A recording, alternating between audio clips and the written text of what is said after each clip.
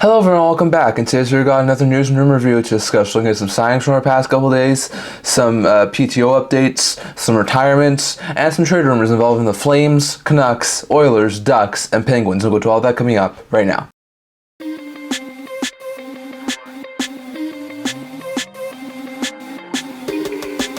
Hello everyone, welcome back to the video here at the Internet Hockey Channel. Before we get into this video, don't forget to like this video and subscribe down below. Thank you for your support. We know this of you guys. If you haven't already, don't forget to subscribe button down below. And don't forget to comment down in the comment section below so we can all discuss in this video. Now, in today's video, we've got a couple of things to discuss. We're going to start today's video off as usual by discussing some signings, PTO updates, and retirements. We only have 1 week left until this is our last video at this place. So once again, stay tuned. We're going to try and get you as much content as I can while I'm moving. But remember, this time next week will be the last time I'll be recording in this room, so just keep that in mind. Like we said, we're starting today off by looking at some signings, PTO updates, retirements. So we're going to start with some signings. Two players wound up signing new deals over the past couple of days. RFA Rifai has signed a 2-year deal with the Toronto Maple Leafs to extend there. He was an RFA, if I'm correct, with the AAV of $775,000. That's a pretty good pickup there for the Leafs to keep a decent defenseman. I put 19 points in 57 AHL games last year after putting up 16 points in 69 games the year prior. Also got into 2 NHL games, putting up no points. Looked alright, but still looks like he's going to be a year or two away before he can have any shot making the NHL. So there's a solid depth addition there for the Leafs, and they got a little bit more depth on their blue line by signing Rifai. And the Ducks got a little bit deeper on the goaltending side of things, signing UFA goaltender Oscar Dansk. Dansk played last year with the Flames AHL organization with Dustin Wolf when he was down there. Looked pretty good. He's still a solid 3rd, 4th string goaltender, can come up and be a backup if need be. So that's a pretty good pickup there for the Ducks, signed to a 1-year, 2-way deal. I think that's league minimum as well. So some pretty good signings there, but two small signings we've had from the past couple of days, as Rifai signs a 2-year deal in Toronto and Dansk a 1-year deal in Anaheim. So interesting note there. We saw a couple of PTO updates from the past couple of days.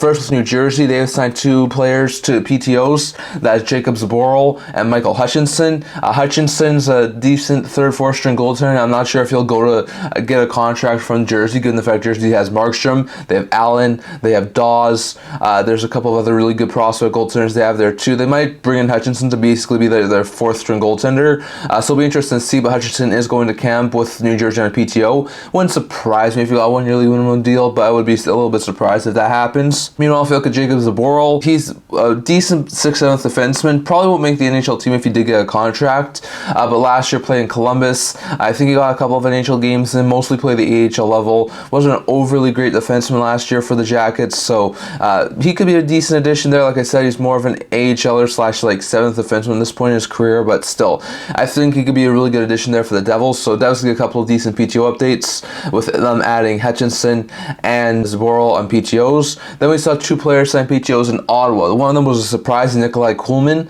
Kuleman was a former Toronto Maple Leaf, former New York Islander, hasn't played the NHL for 6 years. He's 38 years old.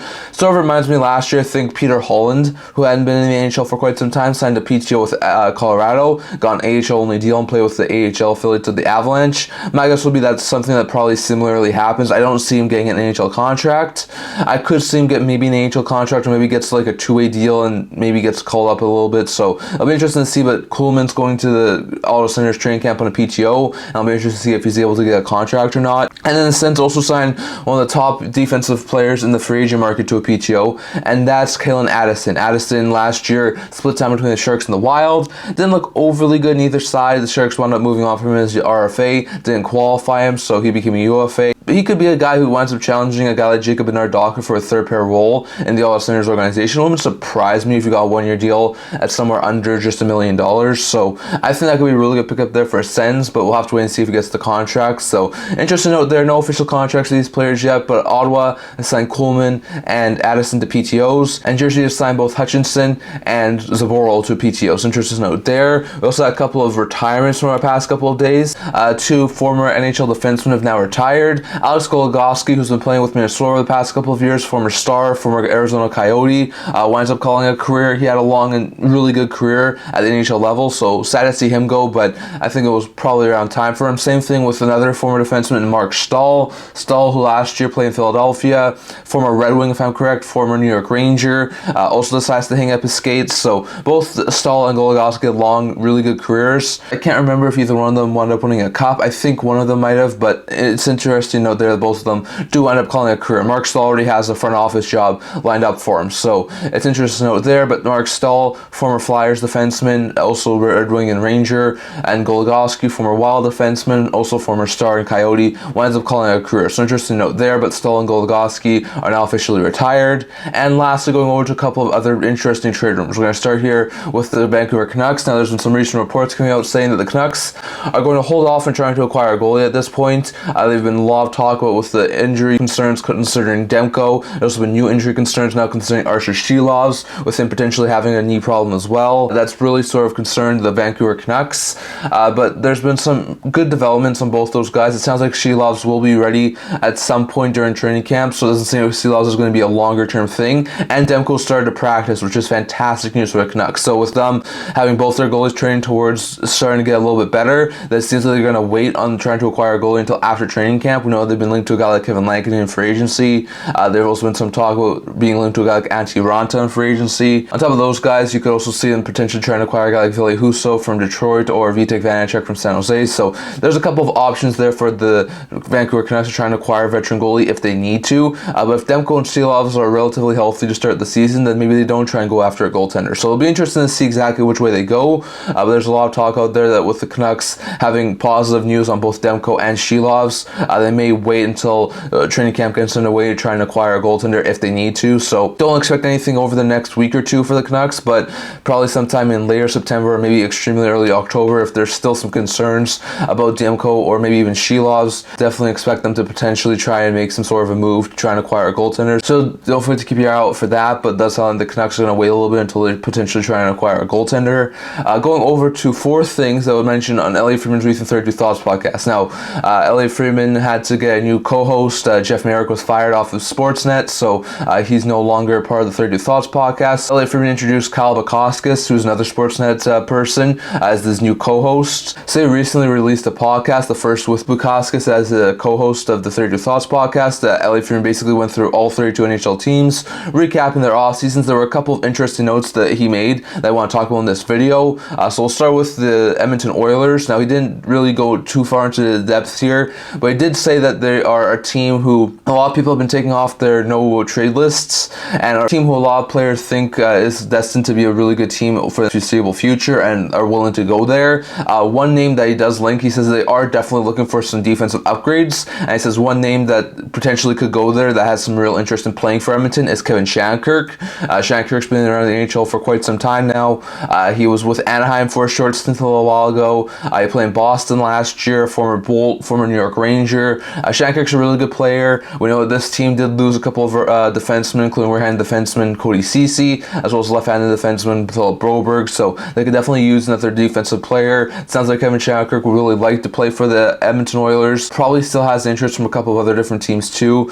He's definitely made a lot of money over his career, so maybe taking a cheaper deal to sign with a cup contender like Edmonton might make some sense for Shattenkirk. So we're going to have to wait and see exactly what happens there, but according to Elliotte Friedman on his new 32 Thoughts podcast, he did say that there's some interest between Edmonton and Kevin Shattenkirk. So we're going to have to wait and see on if anything brews there, but there's a very likely option here for the Edmonton Oilers to potentially go after Kevin Shattenkirk as the new defensive upgrade. So we're going to have to wait and see on that. Next, going over to the Calgary Flames. Elliotte Friedman was talking about the Flames as well. We've been talking about the Flames a whole bunch over the past while, saying how they're open for business. Elliotte Friedman basically said that they may still make a whole bunch of moves and they are heading towards a rebuild, but he says that the Flames currently want to try and tone things down. The last couple of off seasons, with a couple of off seasons ago, Gaudreau leaving, and then Tkachuk leaving, and then last off season having a whole bunch of speculations about which UFAs are staying, which UFAs are going, which led into the start of the season having a whole bunch of questions, and then eventually having Lindholm and Hanifin and Tanev and Zadorov all leave. So he says that Connor has basically been able to keep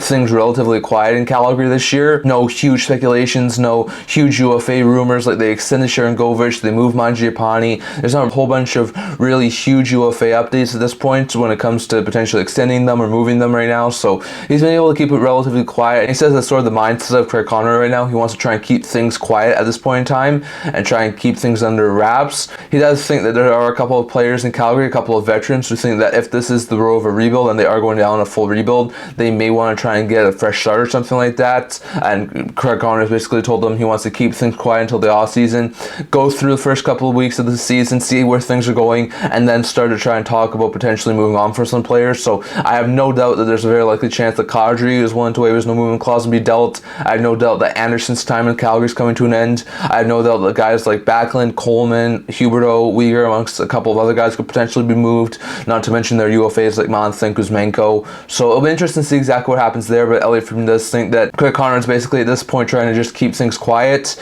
at least to start the season, and depending on how the Flames start the season, he'll try and figure out some things there, but I think they'll probably start the first couple weeks of the season, and if they're definitely doing lower than expected, I expect guys like Kadri and Anderson and players like that to potentially be moved by a deadline. So it'll be interesting to see, but definitely expect no real trade rumors to be mentioned about the Flames over the next couple of weeks until after the season starts.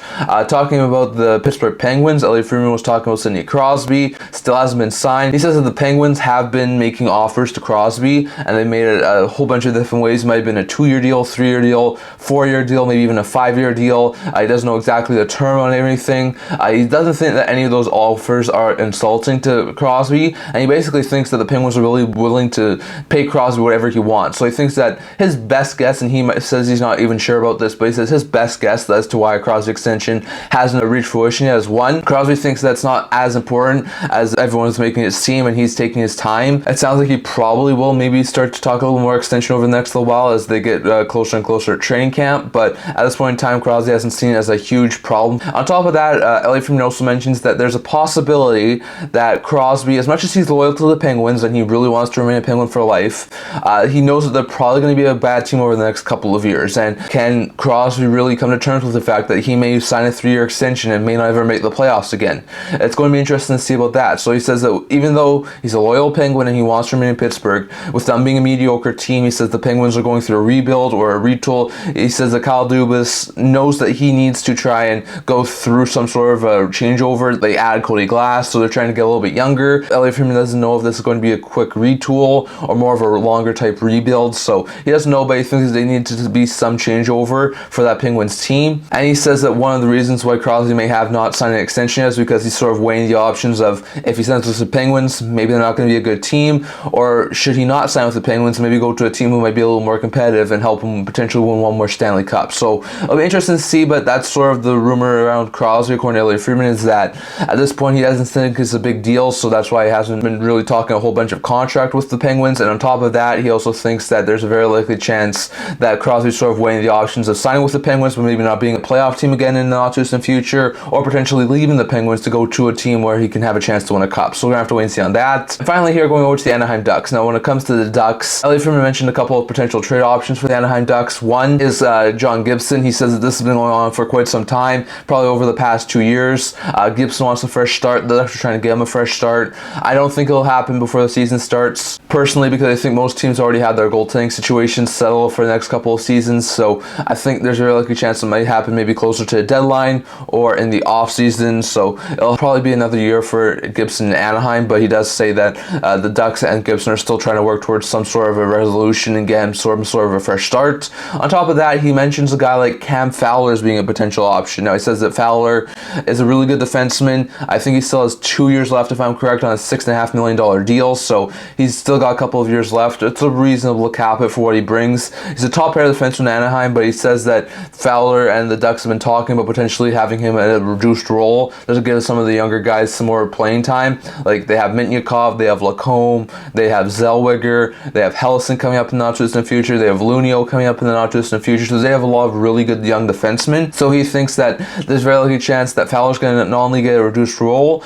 but that Fowler and the Ducks have been talking about potential trade. He says that Fowler can only be dealt to 3 or 4 teams without him having to consent to it, because he has a partial no trade clause that basically has all of the teams in the NHL. But Elliotte Friedman does say that Fowler is open to potentially adding more teams to the potential options of being traded to, with him potentially getting more of a reduced role in Anaheim. So when Anaheim's ready to compete, he's going to be in his late 30s, so there's a very likely chance that in the not too distant future, maybe it doesn't happen at training camp, but maybe it happens at some point in season or next off season. But it does seem like Fowler's time in Anaheim is coming to an end, and it will happen probably in the not too distant future that Fowler will get moved by the Ducks. So interesting note there. It does seem like the Ducks are sort of still making some potential options here for potential moves, so it'll be interesting to see. But that's all I'm talking for today. I'd love to hear your guys' thoughts on all this down in the comment section below. Do you think the Ducks make some moves, and if so, could Fowler or Gibson be moved in the not too distant future?